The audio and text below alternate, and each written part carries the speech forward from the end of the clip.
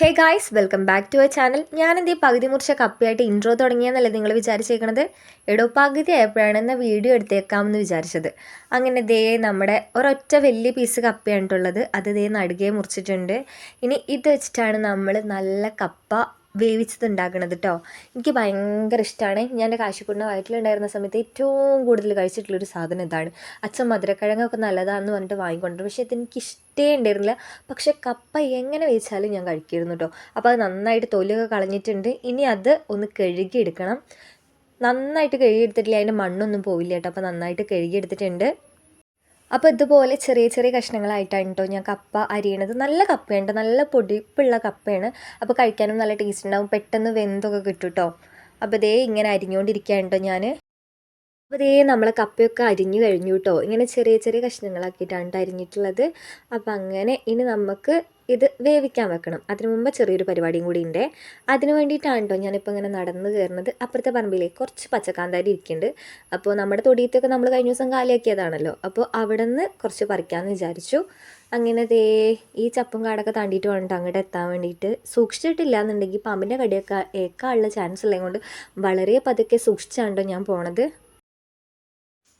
നല്ല നാടൻ കുഞ്ഞൻ കാന്താരിയാണ് കേട്ടോ. ഇതും കപ്പയും കൂട്ടി കഴിക്കാൻ നല്ല രസമാണ്. അറിയാമല്ലോ, ഞാൻ പറഞ്ഞിട്ടുണ്ടല്ലോ. ഇത് കൂട്ടി ഒരു ചമ്മന്തി അരച്ച് കുറച്ച് കപ്പയോ അല്ലെങ്കിൽ ചേനയോ ചേമ്പോ എന്താണെങ്കിലും അതിൻ്റെ കൂടെ നല്ല ടേസ്റ്റ് ആവും. അപ്പോൾ ദേ ഇത്രയും ഞാൻ പറിച്ചിട്ടുള്ളൂ കേട്ടോ. ഇനി ഉണ്ട് അതിനകത്ത് പറിക്കാൻ വേണ്ടിയിട്ട്. അപ്പോൾ കുറച്ചല്ലേ വേണ്ടുള്ളൂ. അപ്പോൾ കുറച്ച് കാന്താരി പറിച്ചിട്ടുണ്ട്. അപ്പോൾ ഇനി ഇത് നമുക്കൊന്ന് ഇടിക്കണം. ഇടിമുട്ടിയിലിട്ട് ജസ്റ്റ് ഒന്ന് ഇടിച്ചിട്ട് വേണം ഉണ്ടാക്കാൻ. അപ്പോഴത്തേക്ക് ദേ നമ്മുടെ കപ്പയൊക്കെ ഇവിടെ ആശാൻ എടുത്ത് എണ്ണയൊക്കെ നോക്കുന്നുണ്ട് കേട്ടോ. എത്ര പേരെ എണ്ണൊന്നും എനിക്കറിയില്ല. എണ്ണയൊക്കെ തിട്ടപ്പെടുത്തി വെച്ചിട്ടുണ്ട്. അങ്ങനെ ദേ നമ്മുടെ വീട്ടിലുള്ള പുണ്യപുരാതന വസ്തുക്കളിൽ ഒന്നായിട്ടുള്ള ഈ ഒരു കുക്കറിൽ വെച്ചിട്ടാണ് കേട്ടോ ഞാൻ ഈ ഒരു കപ്പ വേവിച്ചെടുക്കണത്. വക്കും കാര്യങ്ങളൊന്നും ഇല്ലാത്തൊരു കുക്കറാണ്. അപ്പോൾ ദേ അതിലേക്ക് ഇതൊന്ന് ഇട്ട് കൊടുക്കുന്നുണ്ട്. അതിന് ശേഷം തീ ഒന്ന് കത്തിക്കണം. അങ്ങനെ ദേ സ്റ്റവ് ഓൺ ചെയ്തിട്ടുണ്ട്. ഇനി നമുക്ക് കുക്കർ വെച്ചിട്ട് കൊടുക്കാം. അപ്പോൾ ഇതിവിടെ കിടന്ന് വേവട്ടെ. ആ സമയം കൊണ്ട് നമുക്ക് കറിവേപ്പിൻ്റെ ഇല പറിച്ചു കൊണ്ടുവരാം. ഈ കാട്ടിൻ്റെ ഉള്ളിൽ എവിടെ കറിവേപ്പിൻ്റെ ഇല എന്നാവും നിങ്ങൾ വിചാരിക്കുന്നത്. ഇതിൻ്റെ ഉള്ളിലൊക്കെ കറിവേപ്പിൻ്റെ ഇല ഉണ്ടോ. അങ്ങനെ ദേ ഞാൻ തിരഞ്ഞു വന്ന സാധനം എൻ്റെ കണ്ണിലുടക്കിയിട്ടുണ്ട് കേട്ടോ. അപ്പോൾ ഞാനൊരു തണ്ട് കറിവേപ്പിൻ്റെ ഇല ഒടിച്ചെടുത്തിട്ടുണ്ട്. ഇവിടെ അമ്മ ഏകദേശം നമുക്ക് ആവശ്യത്തിനുള്ള സാധനങ്ങളൊക്കെ ഉണ്ടാക്കിയിട്ടുണ്ട് കേട്ടോ. കറിവേപ്പിൻ്റെ ഇല, ഒരു തെങ്ങ് ആയിക്കോട്ടെ, കാന്താരി, എല്ലാം ഫ്രഷ് നമുക്ക് കിട്ടും കേട്ടോ. അപ്പോൾ ദേ ഞാനത് നന്നായിട്ടൊന്ന് കഴുകി എടുത്തിട്ടുണ്ട്. ഇനി നമുക്ക് എന്ത് ചെയ്യണം? കപ്പ വെന്ത് കഴിഞ്ഞിട്ടുണ്ടെങ്കിൽ അതിലേക്ക് കടു പൊട്ടിക്കണം. അപ്പോൾ കടു പൊട്ടിക്കാനുള്ള പരിപാടിയാണ് കേട്ടോ. അങ്ങനെ ദേ ചട്ടി ചൂടായിട്ടുണ്ട്. അതിലേക്ക് ഞാൻ കുറച്ച് ഓയിൽ ഒഴിച്ചു കൊടുത്തിട്ടുണ്ട് കേട്ടോ. അപ്പോൾ എണ്ണ അവിടെ ഇരുന്ന് ചൂടാവട്ടെ. ഇതാണ് നമ്മുടെ കൂട്ട്.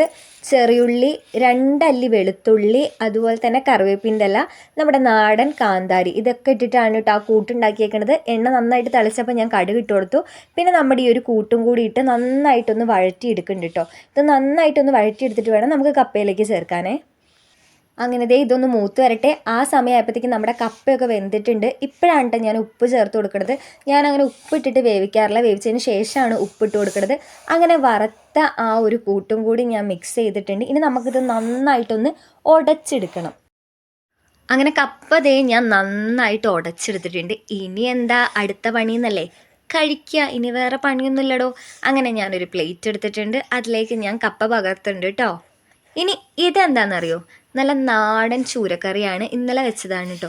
തലേന്നത്തെ മീൻകറിയും നമ്മുടെ കപ്പയും ഒരു രക്ഷയില്ല. എനിക്ക് ഭയങ്കര ഇഷ്ടമുള്ള പരിപാടിയാണ് ഈ ഒരു ഫുഡ് ഐറ്റം എന്ന് പറയുന്നത്. എൻ്റെ അമ്മ ഉണ്ടാക്കിയതുകൊണ്ട് പറയല കേട്ടോ. മീൻകറി ഒരു രക്ഷയില്ല. ഭയങ്കര ടേസ്റ്റാണ് അമ്മ ഉണ്ടാക്കണ മീൻകറി.